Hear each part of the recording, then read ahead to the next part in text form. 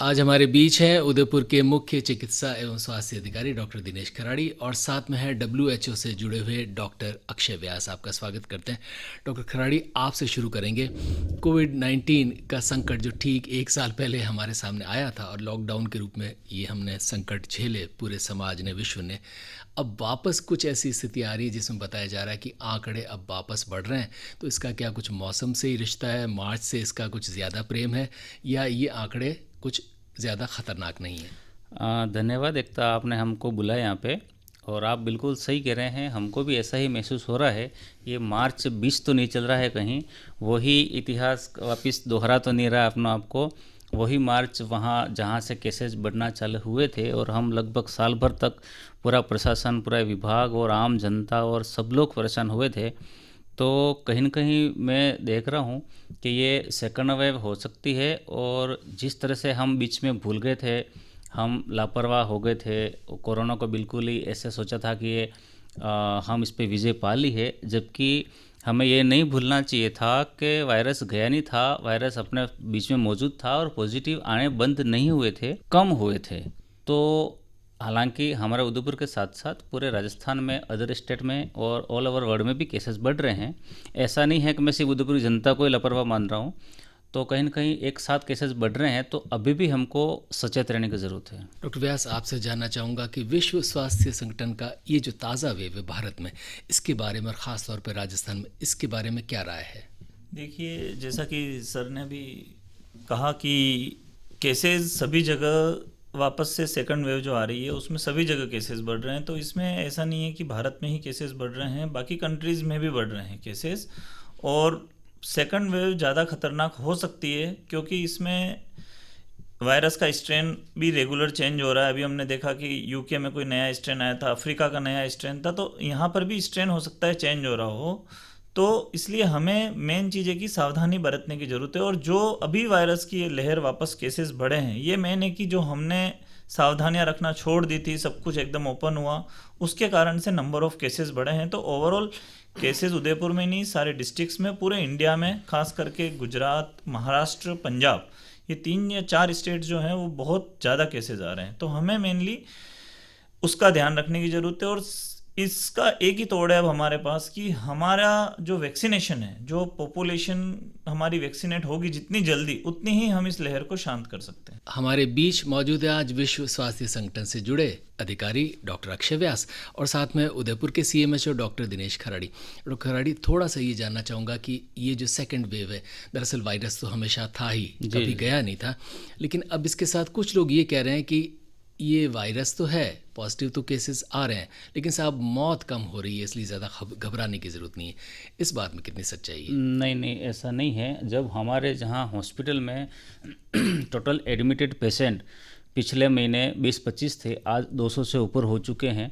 और इवन कल की मैं अगर बात करूं तो 20 पेशेंट ऐसे थे जो प्राइवेट और गवर्नमेंट हॉस्पिटल मिला के वेंटिलेटर पे थे। तो इसको हल्के में नहीं लेना है। और अभी तक जैसा देखा गया है, सेकंड वेव ज़्यादा घातक सिद्ध हुई है, किसी भी देश में देखो।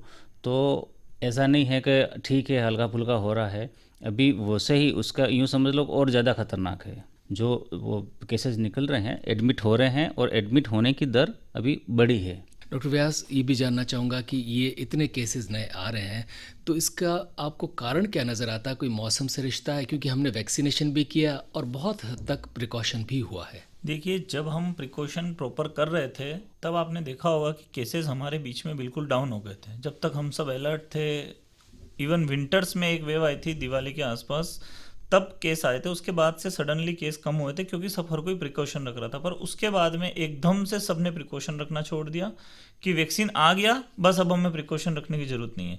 मौसम से ऐसा कुछ खास रिश्ता नहीं है, बस विंटर में थोड़ा सा कोई भी वायरस होगा वो हमेशा स्ट्रांग रहता है अदरवाइज। और वैक्सीनेशन की अगर हम बात करें तो वैक्सीनेशन अभी हमने उस स्पीड से या उस लेवल तक अभी हमारा नहीं पहुंचा है कि वैक्सीनेशन का हमें अच्छा से सपोर्ट मिल जाए। जब तक हमारी पॉपुलेशन की लगभग, हम माने अगर 50% भी अगर हम कवर कर लेंगे, तो हमारी हर्ड इम्यूनिटी डेवलप होना चालू होगी। डॉक्टर खराड़ी, यहाँ एक शब्द है हर्ड इम्यूनिटी, इसका बार बार जिक्र होता है और बीच में ये लगा था कि हमारे देश में लगभग हर्ड इम्यूनिटी आ चुकी है, क्योंकि हम लोग भारतीय बहुत ज़्यादा इससे प्रभावित नहीं हुए दूसरे देशों की तुलना में, और हमारे यहाँ पर वैक्सीनेशन का ड्राइव भी दूसरे देशों की तुलना में संतोषजनक रहा।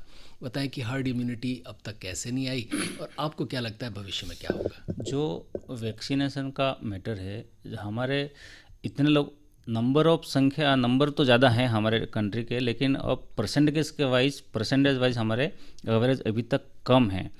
या तो पेशेंट को इन्फेक्शन हो जाए, उसके बॉडी में एंटीबॉडी डेवलप हो जाए, या वो वैक्सीनेट करवाए और 1 डोज 2 डोज के बाद 14 दिन बाद उसका जो एंटीबॉडी डेवलप होते हैं उसका हम वेट करें। फिर भी सोशल डिस्टेंसिंग, मास्क वियरिंग और हैंड सैनिटाइज़र ये बहुत ज़रूरी है। जब आपके एरिया में अगर 70 से 80% लोगों में एंटीबॉडी डेवलप हो गए तो उसको कहते हैं हर्ड इम्यूनिटी। इसका मतलब ये हुआ, अगर आप जा रहे हो, अगर 10 जने लोग एक साथ बैठे हैं, एक को इन्फेक्शन है तो दूसरे को ट्रांसमिट हुआ, उसके अंदर एंटीबॉडी नहीं थी, लेकिन तीसरे को ट्रांसमिट होने लगा तो उसके अंदर एंटीबॉडी थी, तो अंदर वायरस गया लेकिन वायरस मर गया, एंटीबॉडी ने वायरस को मार डाला, तो वो जो ट्रांसमिशन है, जो चेन है, वो रुक जाती है। इसको कहते हैं हर्ड इम्यूनिटी। कहीं न कहीं हम हर्ड इम्यूनिटी पे पहुँचे थे या नहीं थे तभी संक्रमण वापस इतनी स्पीड से बढ़ रहा है। तो हमको वैक्सीनेशन भी बढ़ चढ़ के करवाना है। जो 60 साल और 60 साल से ऊपर सभी लोगों को टीका सरकार द्वारा मुफ्त लगाया जा रहा है। सिर्फ प्राइवेट हॉस्पिटल वो भी टीका हमसे ही ले रहे हैं, वहाँ 250 रुपये उनको देना होगा। बाकी हमारे हर पीएचसी पे, हर सीएचसी पे, हर गवर्नमेंट मेडिकल कॉलेज, इवन के हम कम्युनिटी सेंटर और जो कोई बड़ा गांव हो वहाँ को स्कूल है, वहाँ भी हम वैक्सीनेशन करवा देंगे। तो मैं आकाशवाणी के माध्यम से सभी लोगों से अपील करना चाहूँगा, जो 60 और 60 से ऊपर हैं सभी टीका लगावें, और जो 45 से 59 साल के लोग हैं, जो सर्टेन डिजीज़ हैं, जो 20 कैटेगरीज हैं, वो भी टीका लगाएं। सरकार ने वैक्सीनेशन के लिए ये कैटेगरी पहले इसलिए चुनी क्योंकि देखो, अगर 30-35 साल के युवक को, नौजवान को अगर इन्फेक्शन होता है तो इतना वो घातक होता नहीं है, उसको हॉस्पिटलाइज करने की ज़रूरत पड़ती नहीं है।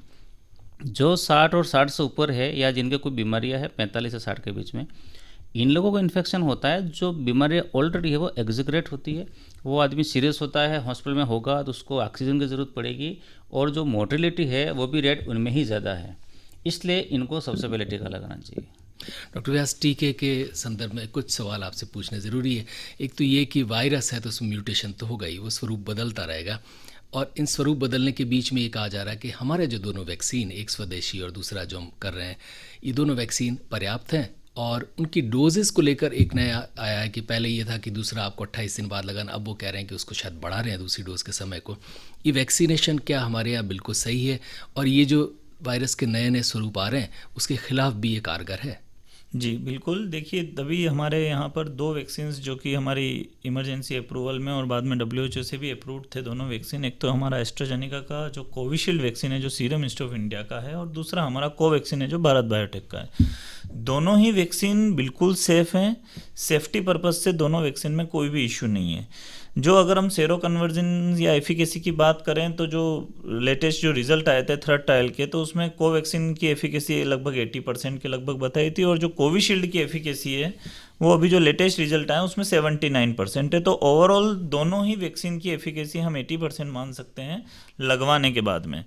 वैक्सीन लगवानी इसलिए ज़रूरी है कि ऐसा नहीं है कि वैक्सीन लगाने के बाद में आपको कभी नहीं हो सकता है कोरोना, बट वो माइल्ड लेवल पे होगा। अगर आपके कोई भी कोमॉर्बिडिटी है, कुछ भी है, तो वो माइल्ड लेवल पे होकर इन्फेक्शन वहीं पर रुक जाएगा, आपको मोर्टेलिटी होने की संभावनाएं बिल्कुल नहीं रहेंगी। तो दोनों ही वैक्सीन सेफ हैं। दूसरा जो हम बात कर रहे थे कि स्ट्रेन चेंज हो रहा है, तो अभी तक हमारी जो दोनों वैक्सीन हैं, अभी तक जो भी स्ट्रेन है उन पे भी कारगर हैं। तो वो वैक्सीन बनाई उस हिसाब से है कि अगर माइल्ड म्यूटेशन होगा तो वो वैक्सीन कारगर होगी, और ओवरऑल अगर हम देखें तो हमें वो प्रोटेक्शन मिलेगा ही मिलेगा उस वैक्सीन से। हमारे बीच मौजूद हैं CMHO डॉक्टर दिनेश खराड़ी और साथ में WHO के डॉक्टर अक्षय व्यास। डॉक्टर खराड़ी, थोड़ा सा उदयपुर वासियों को, क्योंकि उनकी चिंताएं बढ़ चुकी हैं, एक तो वर्तमान स्थिति के बारे में थोड़ा सा उनको बताएं, और आगे क्या क्या चीज़ें हो सकती हैं, क्योंकि कई लोग वापस लॉकडाउन और इस तरह के भय भी व्यक्त कर रहे हैं। देखिए, उदयपुर में केसेस ज़्यादा थे तो हमारा उदयपुर शहर उन शहरों में शामिल हो गया जहाँ पे नाइट कर्फ्यू अप्लाई कर दिया गया। अभी हमारा 11 बजे से सुबह 5 बजे रात्रि 11 बजे से सुबह 5 बजे तक नाइट कर्फ्यू रहेगा।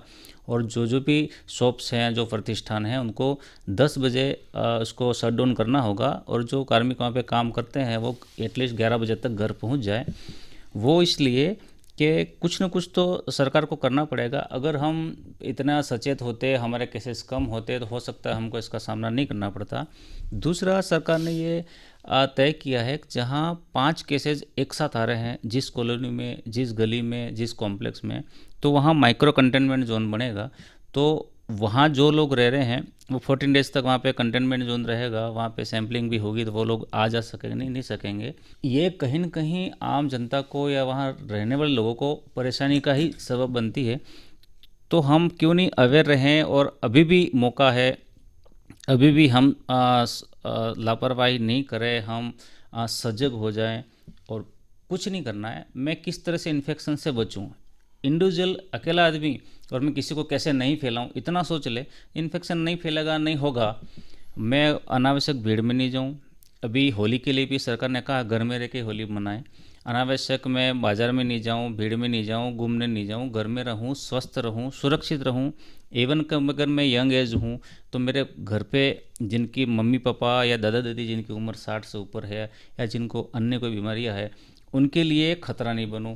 मुझे हो सकता है इन्फेक्शन हो सकता है मुझे उसमें एसिम्टोमेटिक हूँ, मुझे सर्दी जुकाम खांसी कुछ भी नहीं, लेकिन मैं जाने अनजाने में इन्फेक्शन लाके अपने घर वालों को दे रहा हूँ, या भीड़ में जाके जो आम जन हैं उनको दे रहा हूँ। तो ये हमको सजग रहने की ज़रूरत पड़ेगी। अभी जैसा कि आपने देखा 2 दिन पहले जिला प्रशासन ने 8 प्रतिष्ठान को बंद भी किया था, लेकिन ऐसा नहीं है कि जाके तुरंत ही शटडाउन कर दो। 2-2, 3-3 बार वार्निंग दी, तुम सोशल डिस्टेंसिंग मेंटेन करो। अभी भी हम देखते हैं जो फास्ट फूड वाले हैं, जो भी है, कोई चाय वाले भी हैं, भीड़ लगी रहती है। अगर आप वाइट गोले कर दो, गोले के 2-2 गज की दूरी में गोले करो, जहाँ नाश्ता करना हो अलग अलग बैठ के करो, फिर तुरंत मास्क लगा दो, सोशल डिस्टेंस मेंटेन करो, आपका बिजनेस भी चलेगा, इन्फेक्शन भी नहीं फैलेगा। अगर ये हम अभी भी नहीं सुधरे और केसेस और बढ़ते रहे, तो क्या पता सरकार लॉकडाउन का भी डिसीजन ले, तब हम क्या कर लेंगे, घर में बैठना पड़ेगा। तो आपके माध्यम से मैं बार बार विनती करूँगा कि आप सुरक्षित रहें, सजग रहें और इस चीज़ों की पालना करें। और रोको टोको अभियान, किसी को मास्क नहीं पहना देखे तुरंत टोको, मास्क लगा भाई, एक जगह ज़्यादा भीड़ है भाई, दूर दूर हो जाओ, तो कहना तो पड़ेगा, सामने को बुरा लगे तो लगे। ऐसा डॉक्टर व्यास, थोड़ा सा जिक्र उनका भी करते हैं। वे लोग जो कोविड-19 पॉजिटिव हो गए थे, तो वे लोग भी अब बिंदास बिना मास्क घूम रहे हैं कि भाई हमें तो हो गया, अब दोबारा होने के चांसेस नहीं है। जो लोग कोविड-19 पॉजिटिव हो गए थे, वो इस दूसरी वेव में क्या करें? देखिए, प्रोटेक्शन तो या सावधानियां तो सभी को रखनी है, चाहे जो कोविड पॉजिटिव भी हो गए हैं या जिनको अभी तक नहीं हुआ है। जो पॉजिटिव हो गए हैं उसमें बेसिकली जो मेजर इशू है वो ये है कि अगर आप माइल्ड सिम्टोमेटिक या एसिम्टोमेटिक होकर अगर पॉजिटिव हुए हैं तो आपके री इन्फेक्शन के चांसेस भी हैं, जो कि लगभग 3 महीने बाद से आगे तक आप री इन्फेक्शन हो सकते हो। और री इन्फेक्शन इस बीमारी का ज़्यादा खतरनाक है, वो आपको इंटरनल तक ज़्यादा डैमेज करेगा। तो ऐसा नहीं है कि जिसको एक बार इन्फेक्शन हो गया उसको वापस नहीं होगा। सब कुछ डिपेंड करता है आपके बॉडी के एंटीबॉडी टाइटर पे। अगर एंटीबॉडी अगर आपकी उस लेवल की नहीं बन पाई है उस टाइम पे, जिस टाइम आप बीमार हुए थे या आपको इन्फेक्शन हुआ था, तो आपको री इन्फेक्शन के चांसेस है। और वो होगा आपके सिम्टम से रिलेटेड, कि आप में कितने सिम्टम थे उसके आधार पर एंटीबॉडी। इसलिए जो अभी हम बात कर रहे हैं कि चाहे पॉजिटिव है चाहे अभी तक इन्फेक्शन नहीं हुआ है, अगर हमारे वैक्सीनेशन के एज ग्रुप के क्राइटेरिया में आ रहा है तो उसको वैक्सीन लगवानी ही लगवानी है। डॉक्टर व्यास, ये बात तय है कि हमारे यहाँ पर कैजुअल गांव में तो लगभग 90% लोग हैं, उनसे ज़्यादा ही मान लीजिए, छोटे कस्बों में उन्होंने मास्क लगाया ही नहीं है। सैनिटाइजेशन का यूज़ लगभग आप मान के चलिए नहीं के बराबर हुआ है। और शहरों में भी आपने देखा होगा कि बिल्कुल सामान्य से सब चीज़ें जैसे सामान्य है कोविड-19 से पहले की वैसे ही चल रही थी। तो इस लहर से क्या लोगों को घबराना चाहिए और वापस उसी स्थिति में आना चाहिए, या इसको ऐसे ही चलने देना चाहिए? देखिए, किसी भी चीज़ को आप ऐसे ही चलने देंगे तो वो ज़्यादा खतरनाक है। तो ओवरऑल हमने पहले लॉकडाउन से भी कुछ सीखा, उसके बाद में जो शक्तियाँ हुई उससे भी हमने सीखा, और दूसरी लहर जो अभी चल रही है इसको हमको बिल्कुल भी लाइटली नहीं लेना चाहिए। हो सकता है आपकी फैमिली में कोई इन्फेक्टेड अभी तक नहीं हुआ हो, पर जिन फैमिलीज से इन्फेक्टेड हुई हैं, जिन फैमिलीज में मोर्टेलिटी हुई है, इवन कुछ परिवार ऐसे हैं जो पूरे के पूरे परिवार में कई जनों की डेथ्स हो गई, तो उनसे हमें बहुत कुछ सीखना चाहिए और उसी को आधार मानकर हमें सारे प्रिकॉशंस रखने ही चाहिए। हम उसको लाइटली नहीं ले सकते हैं बिल्कुल भी। तो चाहे गांव है चाहे शहर है, वायरस को नहीं पता कि ये गांव है या शहर है, तो वायरस तो कहीं पर भी स्प्रेड हो सकता है। तो वो सारे मेजर प्रिकॉशंस और सारी चीज़ें हमें करनी चाहिए। और पहले हमारे पास में जो फर्स्ट वेव थी तब हमारे पास में वैक्सीनेशन का ऑप्शन नहीं था। अभी भी हम एक बात कहेंगे कि अभी हमारे पास में बेस्ट ऑप्शन आ गया है वैक्सीनेशन का। तो ज़्यादा से ज़्यादा संख्या में हमें आगे बढ़कर, खास करके सरकार ने पहले हेल्थ वर्कर को चुना जो सबसे ज़्यादा क्लोज थे इन्फेक्शन के, उसके बाद में हमारे फ्रंटलाइन वर्कर को चुना, और ओवर एज ग्रुप को 60 प्लस को या 45 प्लस को मॉर्बिडिटी को चुना ही इसलिए कि अगर उनमें इन्फेक्शन हो गया तो मोर्टेलिटी के चांसेस ज़्यादा रहेंगे। तो उनको ये समझकर आगे बढ़कर सामने से जाकर वैक्सीन लगवानी चाहिए। डॉक्टर खराड़ी, जाते जाते दो चीज़ें आपसे जानना चाहूँगा। पहला तो ये कि अगर ये केसेस और ज़्यादा बढ़ जाते हैं या स्थिति ज़्यादा विकट हो जाती है तो हमारा चिकित्सा प्रशासन क्या उसके लिए तैयार है, उसके पास वेल इक्विप्ड है? और दूसरा ये कि उदयपुर वासियों को जाते जाते क्या मैसेज देंगे? एक तो भगवान नहीं करे और आम जन नहीं करे केसेस बढ़ें, और अगर फिर भी हमारी बुरी किस्मत रही और केसेस बढ़ते हैं तो हमारे पास जो हॉस्पिटल वेल डेवलप हो चुके हैं और हम इस जो महामारी को एक बार झेल चुके हैं, विभाग तो पूरी तरह से ही 24/7 के रूप में काम कर ही रहा है। हम बिल्कुल तैयार हैं, हमारे जो बेड है, हमारा वेंटिलेटर है, जो ऑक्सीजन क्षमता है, सब कुछ कंप्लीट है और इसमें कहीं कोई कमी नहीं आएगी। शुरू में जब लास्ट ईयर की बात करें तो एक के बाद एक हॉस्पिटल डेवलप किया गया था, प्राइवेट को भी फिजिक मैनर में किया गया था। अभी सबके पास ऑप्शन है, आप प्राइवेट में किसी भी हॉस्पिटल में आप करवा सकते हो। सरकार ने ट्रीटमेंट की रेट भी तय कर रखी है, हमने हेल्पलाइन नंबर भी कर रखा है, तो जो जिला प्रशासन भी मुस्तैद है। लेकिन सारी सुविधा होने के बावजूद भी मैं यही आग्रह करूँगा, हम इन्फेक्शन होवे क्यों? इन्फेक्शन होने के बाद बहुत सारे साइड इफ़ेक्ट होते हैं। ये कोरोना वायरस ऐसा है जो मल्टी ऑर्गन को इफेक्ट करता है, तो इसके जो प्रभाव हैं जो बुरे ही होते हैं, तो हम इससे बचें। तो आपके माध्यम से मैं बार बार विनती करूंगा कि हम सुरक्षित रहें, सेफ रहें, सोशल डिस्टेंसिंग की पालना करें, मास्क लगाएं। मास्क और वही एक हमारा एक इन्फेक्शन होने से बचाने का सबसे पहला साधन है मास्क। अगर आपके हाथ अगर सैनिटाइज नहीं कर पाए और नहीं धोए पाए तो मास्क लगा रखा है तो आप बिल्कुल ही सेफ हैं, क्योंकि जो वायरस जो बॉडी के अंदर जाता है वो नाक और मुंह, आँख और कान, ये 4 चीज़ों के थ्रू ही जाता है। तो मास्क लगाएं। और जो बहुत सारे लोग क्या हैं कि चलो ठीक है, कुछ कपड़ा लपेट लिया, फिर वो इस कपड़ों को उल्टा करके लपेट लिया, तो क्या पता आपके जो वायरस उस सरफेस लगे थे वो आपने इनर सरफेस कर ली। तो जो है उसका भी पालना ज़रूरी है। मैं देखता हूँ मास्क बहुत सारे नाक बाहर है और नीचे लगाते हैं, मुंह पर लगाते हैं, बहुत सारे नीचे ठोड़ी पे लगा कर घूमते हैं। हमने मास्क लगाओ नहीं लगाओ बराबर है, या तो सीधा नाक और मुंह पे लगाओ, नहीं तो मास्क उतार के सीधा समेट कर रखो और जब पानी पीना है, नाश्ता करना है, वापस मास्क सीधा मुँह पे लगाओ। तो यही निवेदन रहेगा, हम सुरक्षित रहें और हम दूसरों को इन्फेक्शन होने से बचाएँ। डॉक्टर दिनेश खराड़ी और डॉक्टर अक्षय व्यास, आपका हृदय से आभार।